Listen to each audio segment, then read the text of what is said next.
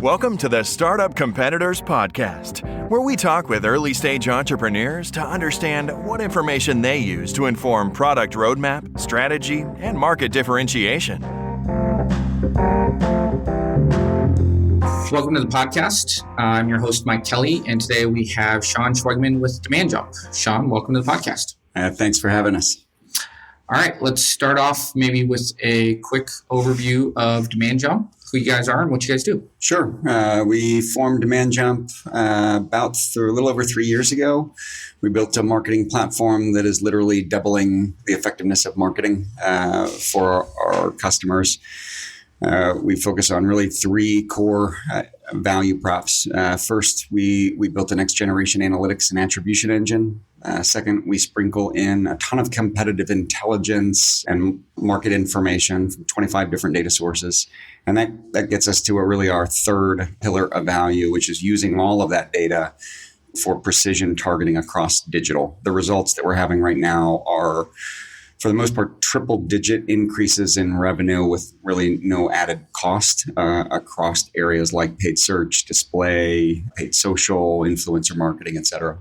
Is all of that driven through a SaaS platform, or do you guys also have like account management, professional services that come alongside a company when they sign up? Yeah, we always say we sell a solution, not just software. So we couple every software subscription. So yes, it's a software as a service model, but we force a certain level of services in with the platform because we like to understand with our customers what their pain points are, what their challenges are, where they're focused. Then we use our own platform for and with them every month to ensure absolute success, right? To surface the insights that are going to move the needle the most given their initiatives. Where are you guys at as a company? How long have you guys been around? How big is the team? How much have you raised? Can you talk a little bit, paint a picture for somebody who's listening about kind of where you guys are on your journey? Sure. So we just closed our Series A for about $6 million we pulled in. So we're really excited about that. We formed the company about 3 years ago, and I believe we're up to about 30 employees, and we've about doubled the head count in the last 6 months. Woof. Yes. Wow, that's we're fun. growing, I'm sure. growing fast. I didn't know that. That's awesome. Congratulations. Thank you. Okay, well, let's dive into competition. I guess, there's two ways to take this topic with you, because obviously your platform, it's a big part of what you guys do. And maybe we'll start with DemandJump as a company yourselves. How do you guys as a leadership team kind of think about who your competitors are, how you differentiate? And what I'm really interested in is how do you guys use that from a strategy perspective, whether that's product roadmap or thinking through who your customer is, those types of things? Sure. So I'd say, the thesis for the company, I'll start there because I think it built on it. The thesis for the company was that sales grew up with a CRM, a central brain, the most common one, obviously, Salesforce.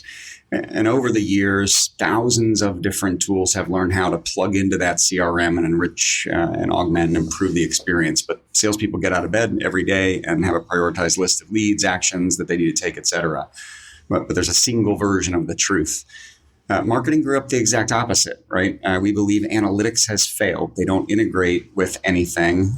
Every marketing platform claims revenue if they were ever involved in the path to purchase, which typically involves multiple different marketing channels before someone buys, right? So we started, instead of looking at really through the lens of competition, we started with the problem that we're trying to solve.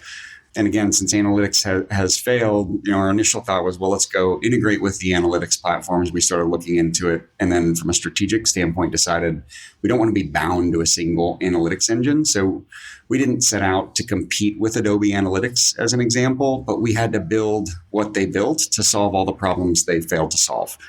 And on top of that, there's nothing like DemandJump out there, right? Today, marketers are bouncing between all these different platforms and trying to make sense of all the data and getting different versions of the truth depending upon where they're logging in. So by pulling all of that data into one spot and then overlaying data from competitive intelligence sources and content, and we crawl all these websites in an ecosystem, we listen to social signals, we even pull in weather data, as an example, right? Because of that, because we're doing so much, We compete with a ton of smaller smaller verticals across the number of traditionally siloed marketing tools, right? There's a tool for search, there's a tool for social, there's tools for content, you name it. We're pulling all that data into one spot to produce a dramatically better effect for marketing. And because of that, the amount of competitors that we continue to have increases, but we don't really look at them as competition. Some of them we kind of look at as co-opetition, meaning we might buy data from certain people that we also might compete with in certain areas. But I think the more data that we pull into the platform, the better decisions get made from a marketing spend standpoint and the better the results that we have.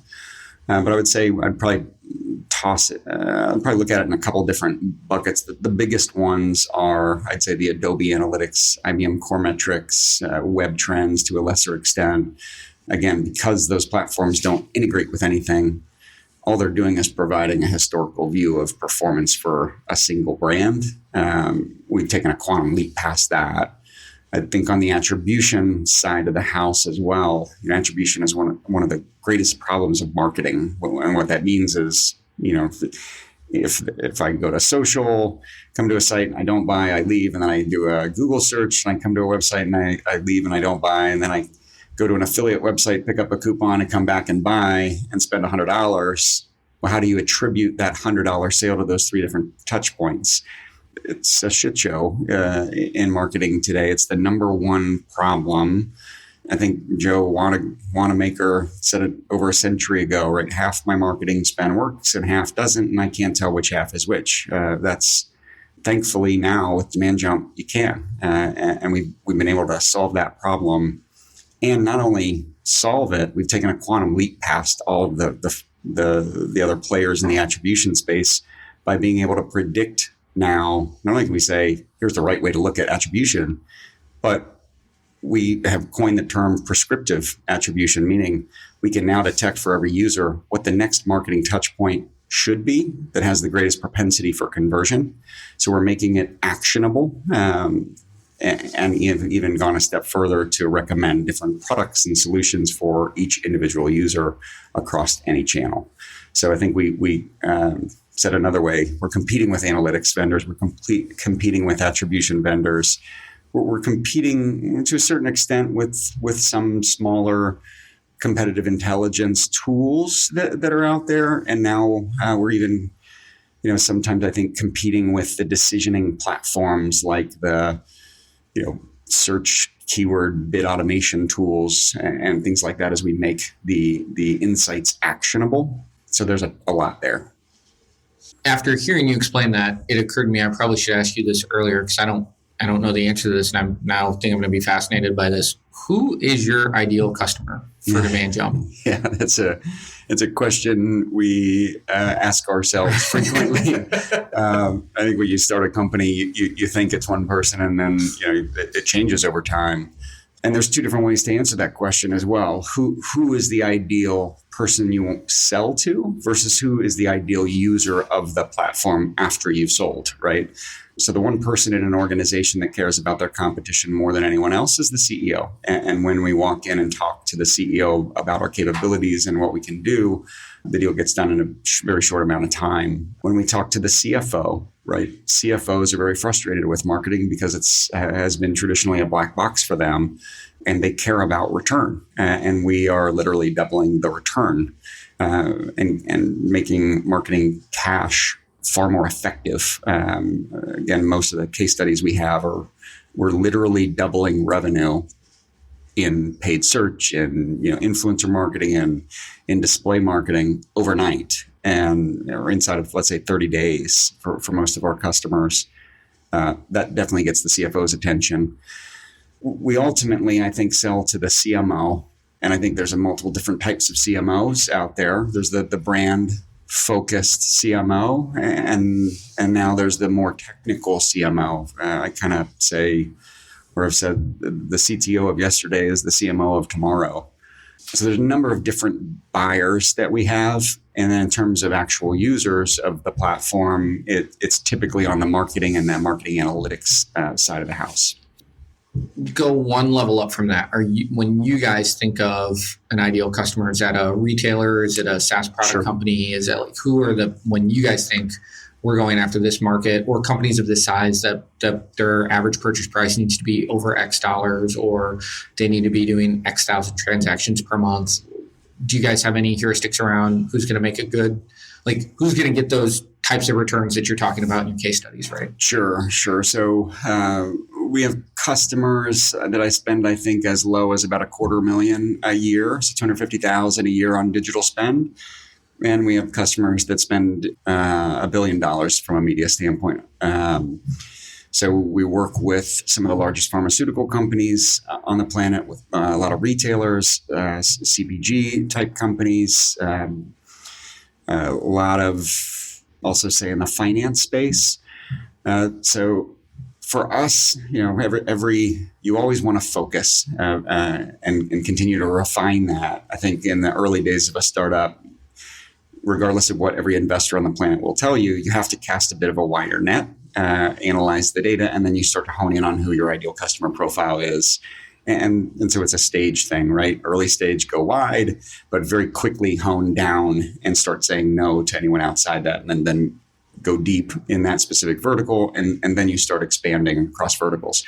For us, instead of looking at specific industries, and I will say, if I had to pick 4 industries, it's retail, CPG, pharma, healthcare, and finance.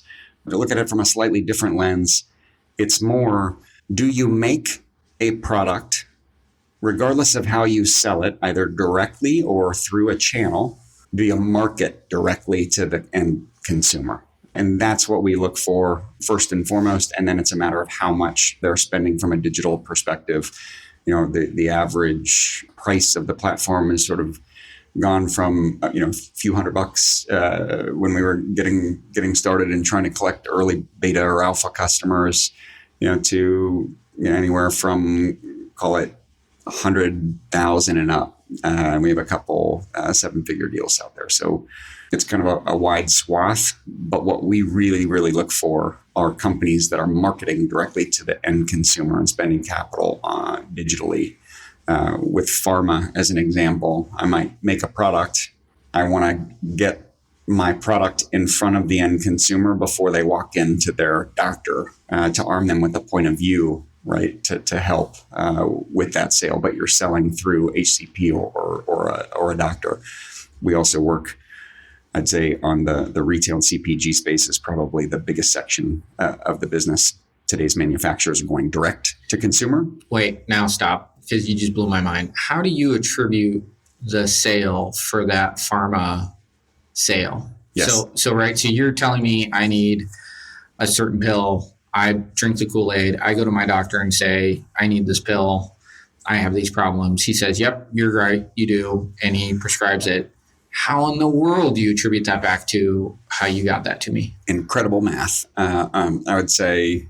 Sorry. And I know you were in the middle of something, but no, that's I'm stuck. Great question. So attribution modeling, right, has to take into consideration 2 different data points. One are the multiple marketing touches that buyers or potential buyers have. The second are the conversions. On both sides of that equation, you have what I call direct and fuzzy touch points, meaning a direct touch point is a known click digitally, right? We sent you an email, you clicked on it, that was an email click, and that was the marketing interaction. The fuzzy interactions are, I did a TV campaign, right, or a TV advertisement in this zip code. You may or may not have seen it, right? So that's more fuzzy. On the flip side of that equation, from a conversion standpoint, you have a direct conversion. You came to my website and you purchased, and I know that was you. The fuzzy side of conversions is I sold 50 widgets in this zip code. Our math, again, it takes a quantum leap past the attribution modeling that is used today to look at things from a probabilistic sort of Bayesian network model. So Markov chain theory and a ton of other Bayesian network. It's a ton of complex math, basically, to predict the results and the probabilities And that's how we're able to take a quantum leap forward to say, not only is this how you should attribute your revenue to these different marketing touch points and initiatives and spend, but for each user, here's what you should do next. It's never been done before, to our knowledge. That's awesome. Thank you. I mean, so seriously, just maybe not yesterday, the day before, in the last couple of days, I found myself talking with in a different business and one of our enterprise clients who was asking about lessons learned with building and launching, SaaS products, right? And one of the big lessons that I was trying to cement home is this attribution problem, right? That when you think of digital, especially digital marketing, because you have this problem with cross marketing. It's not unique to digital. That there are people who are very good at, maybe measuring who comes into the funnel. There are people who are very good at measuring in the SaaS world, right? Once somebody clicks download or they subscribe, when you actually count them as a user, right? Because just because you download my app doesn't mean you're my user yet, right? There's additional factors that go into how many times do you relog in, how many, how engaged are you and stuff like that. Especially when you start to think of when do I start to count this person towards lifetime value and not just a one and done transaction.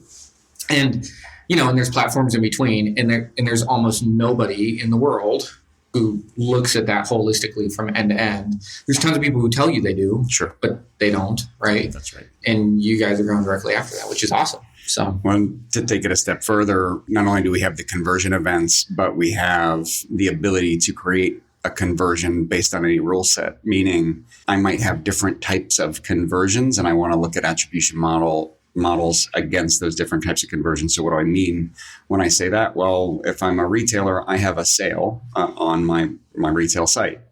But I also might have a subscriber, someone that comes in and says, I want to sign up for your newsletters. That's a type of conversion, and there's still an attribution component against that. So we've spent a lot of time building the platform to handle basically any use case. And today, pleased to announce, we can not only handle the online digital space, but now the offline world. Tell me more about that. I walk in and sign up for a customer loyalty program inside the store?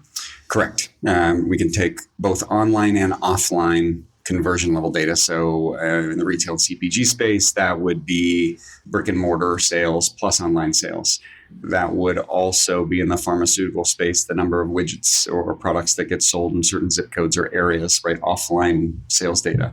We can also take on the marketing side of the house, not only every single digital touch point, and we can also take in any data source. So think offline radio, TV, print, even outbound sales calls. So all of that data online, offline on both sides of the equation. It's been 3 years, a lot of capital, and probably some of the smartest data science and mathematicians, data scientists and mathematicians I've worked with yet. That coupled with incredible software development, talent, and that we're thankful to have here in Indianapolis. Yeah. So not a strong set of competition today. How do you see that changing? Like how nervous are you that there's another DemandJump 2 years from now entering the market, starting to compete with you? How real is that? Or are you already starting to see it? Oh, we're definitely starting to see it. I think we have a couple year head start. And then we have also, unlike most startups, we focused on talent heavily. And when I mean talent, I mean the average software engineer at DemandJump has about 16 to 18 years of experience. So we didn't pull in any junior talent. We went with the most senior we could find. I think our chief data scientist has an IQ of 176 and blow your mind with the things that he's done from a math standpoint. But we spent a lot on our talent and our team to give us that competitive edge. The other thing I'd say is building the infrastructure to pull data from 25 different data sources and track every click, every interaction in real time is incredibly complex and requires a lot of domain expertise. And I was fortunate enough to be CMO and CTO at Overstock and Cha-Cha and a handful of other companies over the years. And I'm the dumb guy in the room at DemandJump now. There's a lot of talent we pulled in that just has a lot of domain expertise in this area. So do I worry about the competition? Absolutely.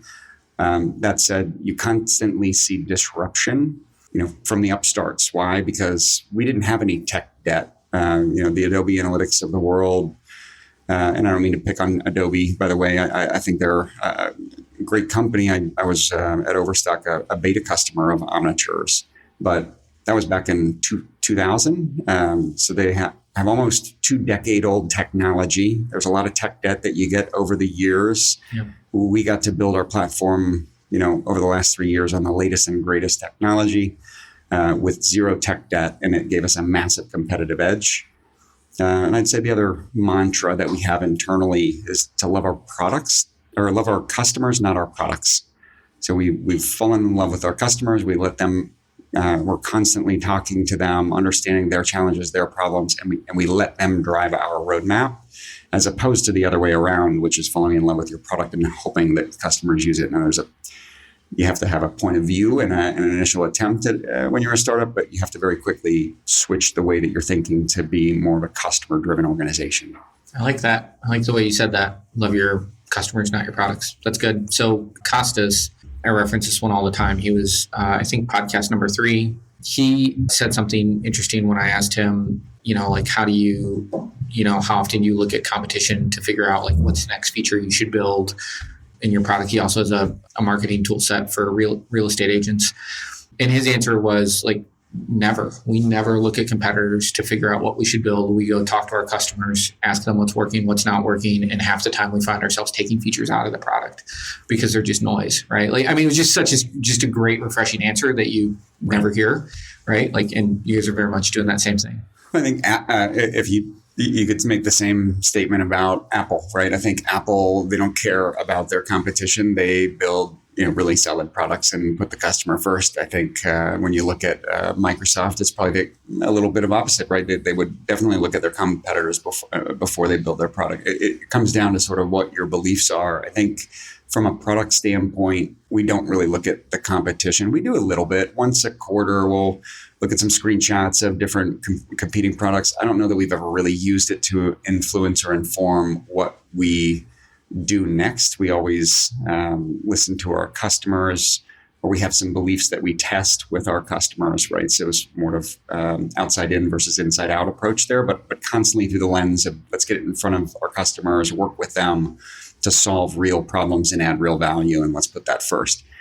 However, when it comes to go-to-market and marketing, complete opposite. The idea for DemandJump actually came from when I was at Overstock. Was there to be the CTO for a year or two, working in the IT space, helping them build out that infrastructure. And somewhere in that first or second year, our CEO asked me to take over marketing, which I'd never done before. Spent a decade in the IT, data warehousing, side of the house. Perfect setup for marketing. Right. But when he said, Schwegman, I need you to take over marketing, my first answer was, no, I don't even like those people. I'm kidding. But we had a very, I love marketers, but we had a very tough culture. People said, our marketing team said, I think, I feel, and I believe a lot, which as an analyst means I really have no idea. I have a hypothesis that needs to be tested, but we tested nothing, right? And they went with their gut. So I butted heads with them a lot. I agreed to take it over anyway. We laid off, I think, 7 of the 12 marketers the next morning, unfortunately, changed the staff, pulled in our best number cruncher from accounting and data warehousing, and then also hired a Stanford MBA that had an economics degree and was a trader at Goldman Sachs for a year. So pure number crunchers, and essentially built Moneyball for marketing by putting marketing on hold, or really on autopilot, for 2 months.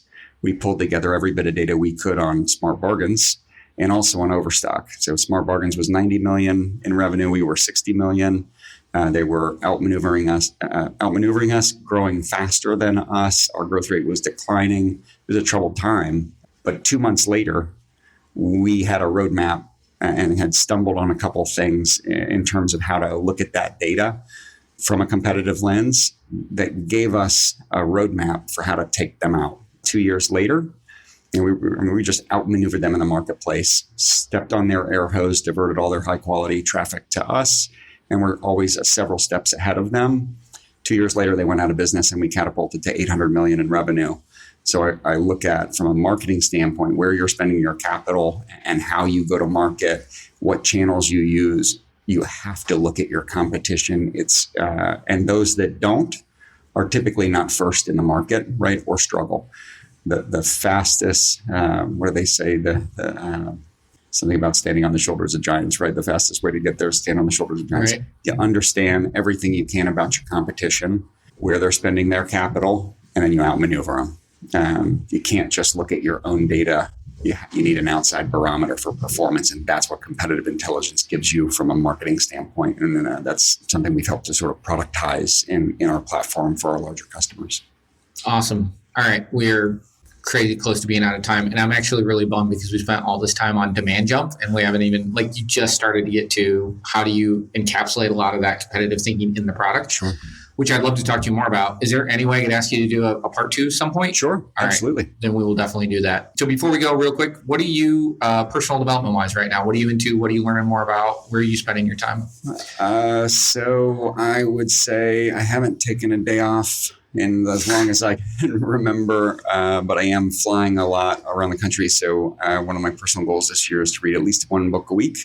So I've been reading a lot. I love Michael Lewis, Liar's Poker, and he just put out another one called The Undoing Project. Great book. I would say The Flash Boys was another one that he wrote that I really liked. There's also another book called Chaos Monkeys, which is a phenomenal story about programmatic display technology that Facebook developed, but great writing style. But I've been reading about a book a week. Dude, that's awesome. Thank you. That's got to be a lot of flight time, I'm guessing. Yes, about 40,000 miles so far this year. Jeez. All right. If people want to learn more about DemandJump or they want to find you personally online to connect with you, where do they do that? Sure. DemandJump.com. And all of our information is up there. And we'd love to talk to folks. Awesome. All right. Thanks so much. Awesome. Thank you. If you're thinking of launching a SaaS product, Startup Competitors can provide data on your closest competitors, survey potential users, or provide other product validation services. Learn more at startupcompetitors.com.